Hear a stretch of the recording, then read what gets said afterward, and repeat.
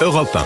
Nous soutiendrons l'Ukraine aussi intensément et aussi longtemps que nécessaire. Les mots du ministre des Affaires étrangères français Jean-Noël Barrot hier lors d'une interview accordée à la BBC. Des mots très forts alors que Vladimir Poutine a de nouveau évoqué le recours à l'arme nucléaire après l'utilisation par l'Ukraine de missiles longue portée américains pour frapper la Russie.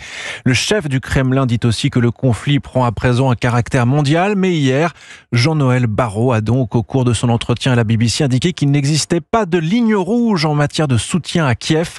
Geoffrey Branger, une question ce matin.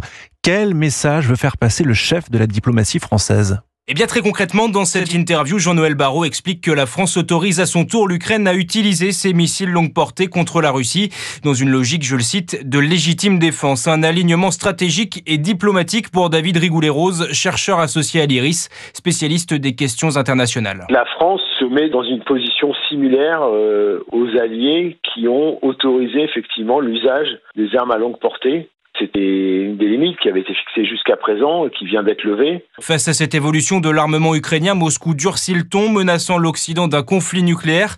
Mais pas de quoi s'alarmer pour le moment, selon David Rigoulet-Rose. C'est la rhétorique russe qui veut instaurer une crainte sur l'usage potentiel de ce type d'armement. Mais à partir du moment où d'autres le font, c'est conforme finalement à la ligne générale. Mais avec la levée de ces lignes rouges, difficile de savoir quelle forme pourrait prendre cette guerre dans les prochaines semaines, les prochains mois, avec notamment beaucoup d'interrogations sur le positionnement de la nouvelle administration Trump. C'est ça qui va être déterminant. L'enjeu, de toute façon, il sera déterminé à partir de janvier 2025. Beaucoup d'incertitudes donc, mais ce qui est sûr, c'est que la France, par l'intermédiaire de Jean-Noël Barrot, cherche à prendre de l'épaisseur dans cette guerre.